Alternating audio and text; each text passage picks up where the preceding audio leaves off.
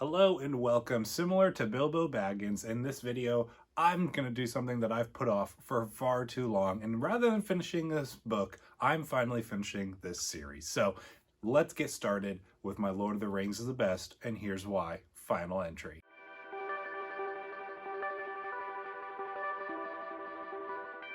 Welcome once again, my name is Austin, and this channel is all about helping you to dig deeper and go further to better understand faith and film and everything that's in between. If that sounds exciting to you, make sure you click the subscribe button down below so you don't miss out on any future content. So as I just mentioned, this is a series that has been long dormant, like the Balrog in the depths of the mines of Moria. And so this is one that I wanted to bring back to the surface and finish up because it's been on my mind of something I really want to do. And then I even got asked about it by a friend of mine the other day. So I was like, you know what? Let's wrap this series up because I'm excited to actually have a fully fleshed out series that goes through the entirety of the Lord of the Rings. I think it's going to be really cool to look back on. Starting things off, we got to wrap up the final thing I wanted to talk about from the Lord of the Rings, The Two Towers, and that is Samwise Gamgee's speech to wrap up the film. This is one of the greatest movie speeches ever put to film. I absolutely love it, and one of my favorite lines from this speech is when Sam says, "But in the end, it's only a passing thing, this shadow. Even darkness must pass, a new day will come, and when the sun shines, it will shine out the clearer." I love this line. This whole speech does a great job of just inspiring Frodo, for the first thing, of course, of the character that's being given this speech, but then the audience watching this movie. And again, just like I've been doing with all of this series, tying all of these things back to my Christian faith, because all of the Lord of the Rings was written originally as a kind of a commentary on Christian faith as well. So it's really interesting looking through the Christian lens of this speech. And I love the part where we're talking about the darkness fading away in the shadow, because all dark things, all trials and hardships, they will pass, and there'll be a light, as the expression says, a light at the end of the tunnel. The Bible even tells us in Lamentations that God's mercies are new every morning. So I just love the correlations and the beauty in the words that Sam speaks throughout this speech, and they tie in beautifully with the Christian faith, and they're so heavily inspirational. There's so much more that I could delve into with this speech, but I want to jump into the Return of the King. So I just rewatched The Lord of the Rings, The Return of the King yesterday for recording this video, that is, and that was my first time seeing it in 4K, which was awesome, and it was my first time seeing it in a while. I've been very slowly rewatching the Lord of the Rings trilogy probably over the past year or so. I first watched Fellowship of the Ring when I got the 4K set with some friends. I went to go see The Two Towers when it was back in theaters with my brother, and then I finally just watched Return of the King yesterday. And it was the first time, like I said, seeing it in a while. I actually forgot a good bit from the movie, or at least kind of how everything was constructed, and there's a good bit of stuff that I forgot in the small details. So what I want to do is just kind of share my favorite moments from this movie, because the series kind of shifted from going scene by scene to picking out my favorite scenes and moments. So we're going to do that and continue with that method as we wrap up and conclude the series. Something special that's always stuck out to me about the beginning of The Return of the King is its choice to open with tale of Smeagol and his conversion into Gollum. We get to see this very disturbing story play out of him and his friend Deagle discovering the Ring of Power after it had been long dormant and forgotten.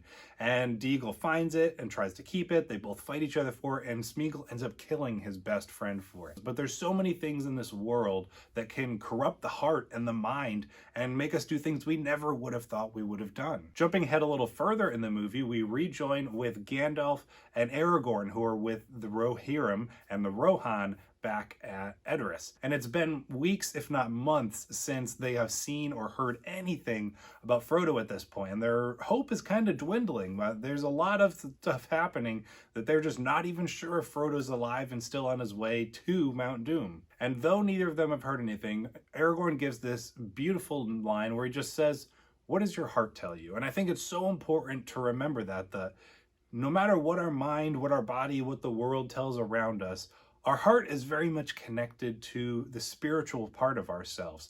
And we need to remember what our heart tells us in very dreary and dark moments of we may not know the outcome of what's to come with a situation, a trial, or a scenario, but we got to remember what our heart tells us, because God often speaks to us through our heart. And it's so important to remember that connection between our heart and the spiritual side of ourselves. Now, though Gandalf and Aragorn don't know what's going on with Frodo and Sam, we very much, the audience, do. So we kind of jumped over to Sam and Frodo and their journey with Gollum towards Mount Doom through the secret path.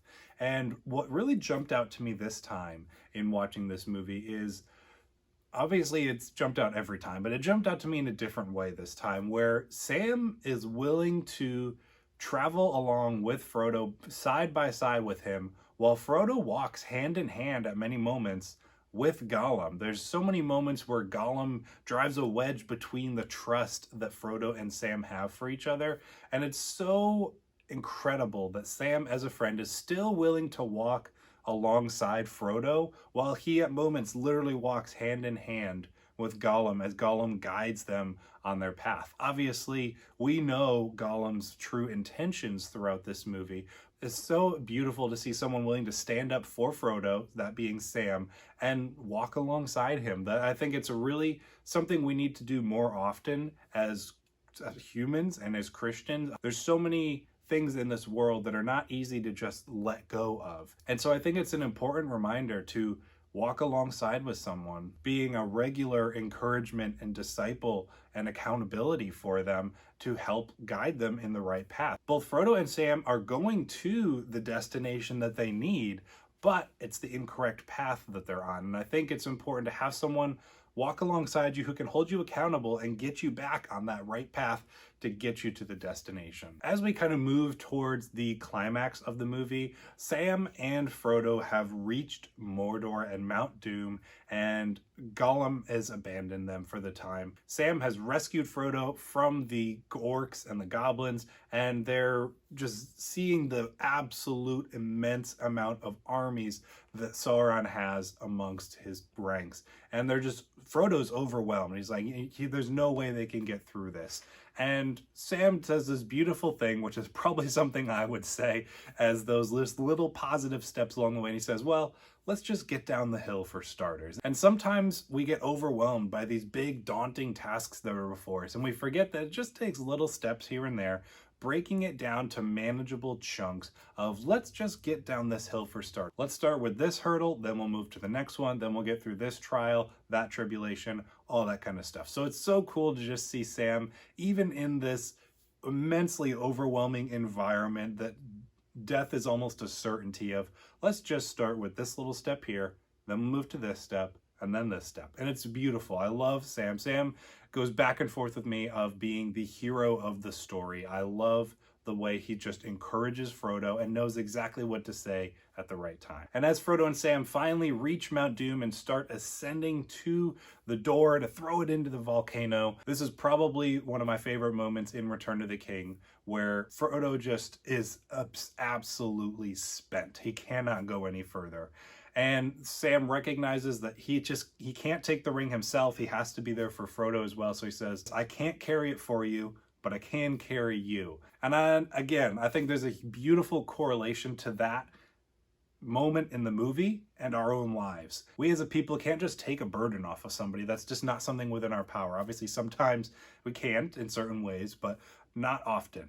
And so we can't just take a burden from someone, but we can, just like what I talked about a moment ago, come alongside that person, and we can carry that person and bear them and their burden that they are carrying. There are moments in life where God may come and completely remove a burden from someone, but the best that we can do to help carry them and encourage them through that trial. So those are my favorite moments from Lord of the Rings, Return of the King, and this all just kind of encompasses some of my favorite moments from the entire trilogy, the films, all the correlations that I often make when I'm tying these films back to my faith, because they're so integral to who I am as a Christian. I hope you've enjoyed this series. I hope you've been encouraged along the way. You maybe learned something new about the trilogy, got to look at it from a different perspective, whether you're a Christian or not.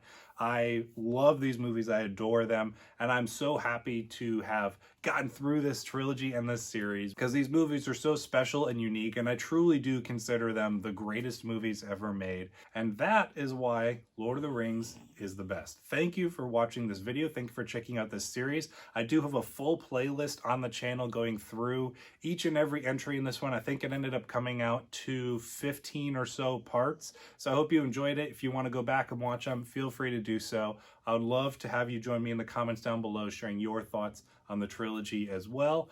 Thank you for checking out this video. Thank you for sticking around to the end. I'll see you in the next one.